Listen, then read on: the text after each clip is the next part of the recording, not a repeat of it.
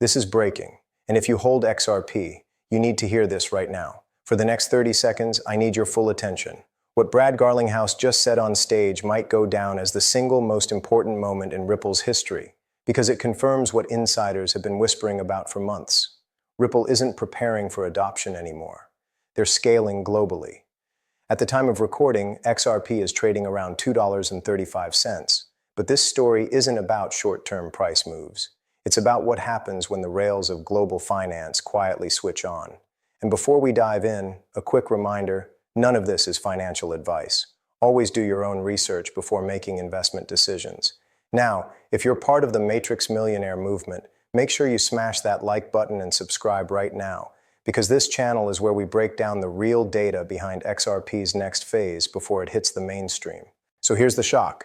Brad Garlinghouse just confirmed Ripple is officially operating across 4 massive verticals: payments, custody, stablecoins, and M&A.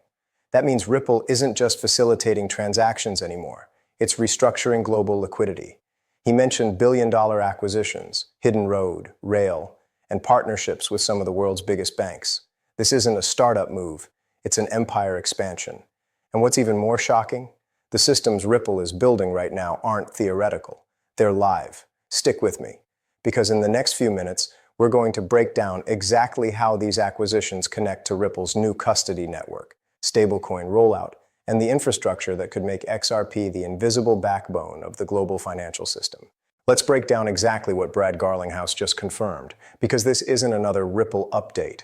This is the moment the architecture of the new global financial system starts revealing itself in public view.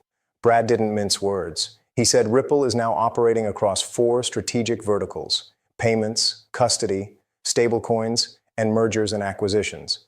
That single sentence is the blueprint of how Ripple plans to dominate the next decade of digital finance. Start with payments, because that's always been Ripple's foundation. But what's happening now goes far beyond cross-border remittances. Ripple is transitioning from corridor-based payments to full-scale institutional liquidity hubs. That means they're no longer just helping banks move money from point A to point B.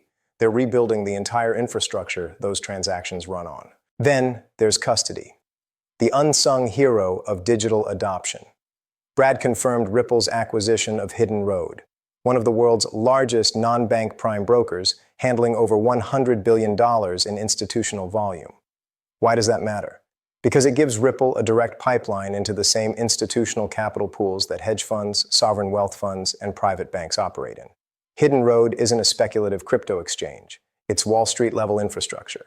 With that acquisition, Ripple instantly gained access to an entire network of institutional relationships that will feed liquidity directly into the XRP ecosystem. And just when most companies were tightening budgets, Ripple went shopping. They purchased Rail, an enterprise-grade stablecoin firm that specializes in corporate treasury management. That move positions Ripple to handle tokenized cash flows for major corporations, think payroll systems, cross-currency accounting, and instant treasury rebalancing, all running through the XRP ledger. Now combine those 2 acquisitions, Hidden Road and Rail, and you get the foundation of a fully integrated global liquidity engine. One side handles the storage and regulation of assets, custody. The other side moves them instantly across borders, payments. And both are powered by XRP as the underlying settlement asset. That's the real brilliance of Ripple's expansion. They're not trying to replace the traditional financial system. They're upgrading it. While other crypto projects chase hype cycles, Ripple is quietly embedding itself into the financial backbone of multiple continents. We've already seen partnerships across Europe, the Middle East, and Asia Pacific. But now Ripple is entering a region that might be the most explosive of all: Africa. Just days after DC FinTech Week, Ripple announced a strategic partnership with Absa Bank, one of Africa's largest institutions with over $119 billion in managed assets. Absa isn't some fintech startup. It's a cornerstone of Africa's financial infrastructure. Through this deal, Ripple's custody technology will power tokenized asset management for both crypto and traditional instruments. That means customers of a major African bank will soon be able to store, manage, and transfer tokenized assets using Ripple's systems, all secured, compliant, and connected to the XRP ledger.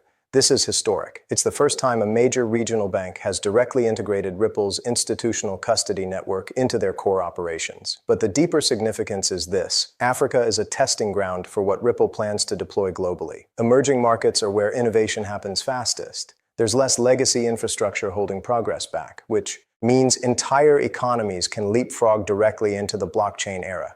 And that's exactly what Ripple is facilitating, building the plumbing for a new tokenized financial network that connects continents, currencies, and institutions under one interoperable standard. And this is where the MEXC paragraph fits perfectly, because people always ask where they can safely trade XRP and other institutional-grade coins during this phase of transition. By the way, a lot of you keep asking where I personally trade XRP, and it's on MEXC. It's one of the few platforms that's consistently early on listings, has strong liquidity for XRP pairs, and offers easy access for both spot and futures trading.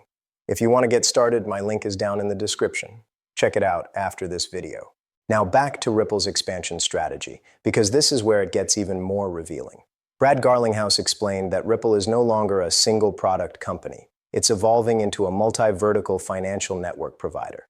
That's the language of a global enterprise, not a crypto startup. The second you start thinking of Ripple as a financial infrastructure firm, not a blockchain project, everything clicks into place. Every acquisition, every regulatory license, every regional partnership is part of a coordinated map, a global liquidity web with XRP at the center. And that's why the stablecoin vertical is so critical. Ripple's RLUSD, their native USD-backed stablecoin, has already surpassed $500 million in market cap within months of launch. It's not designed to compete with XRP. It's designed to amplify it. Each RLUSD transaction that passes through the XRP ledger triggers auto-bridging events that use XRP as the intermediary asset. More transactions mean more XRP usage and more XRP burned. When you add custody, payments, and stablecoins together, what you're really looking at is the operating system for global liquidity. And the final piece is M&A, mergers and acquisitions, which Brad said will continue aggressively into 2025. That tells you everything you need to know. Ripple isn't reacting to market cycles. They're building through them. They're not waiting for regulators to bless the system. They're working with them globally. Ripple has secured licenses in over 60 jurisdictions, including Singapore, Dubai, and parts of Europe. That's the compliance moat that keeps competitors out. Meanwhile, countries across Asia, Japan, Singapore, and the Philippines are rapidly expanding their Ripple corridors, forming the backbone of what insiders are calling the XRP liquidity belt. When those corridors fully connect, you'll have a real-time network moving billions in tokenized value daily, bypassing legacy systems entirely. So when Brad said, "We're going to continue playing offense," he wasn't being dramatic. He was signaling Ripple's endgame: to control the infrastructure layer of tokenized finance. From prime brokerage to stablecoins to custody and settlement, Ripple is methodically absorbing every major liquidity function of the global economy. The takeaway here is simple.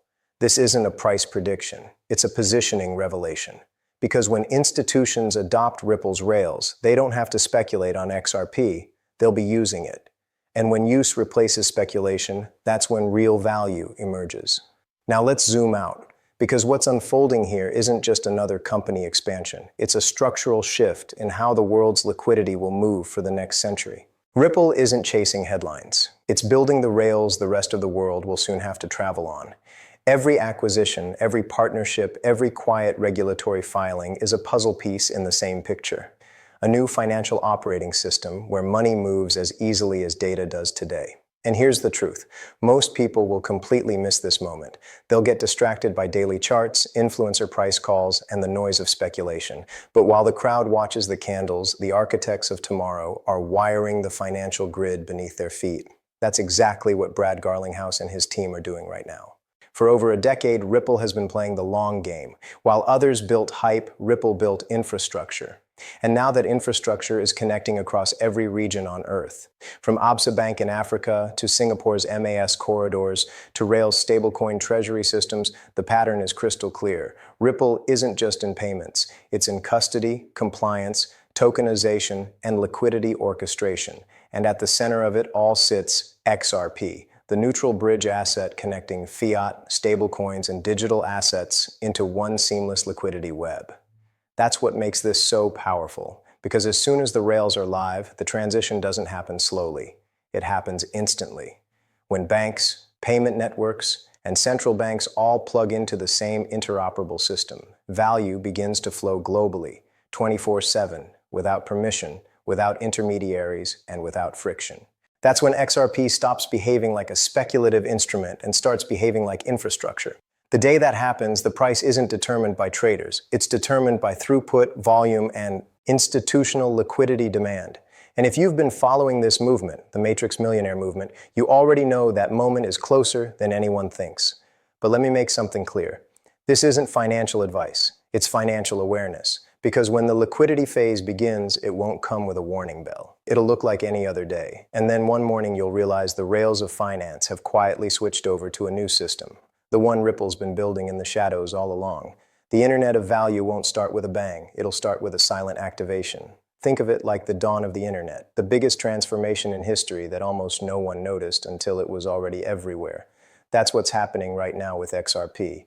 The test networks are converging, the custodians are online, and the stablecoin corridors are activating. And just like that, global liquidity becomes programmable. That's when you'll see institutions, not speculators, driving the demand.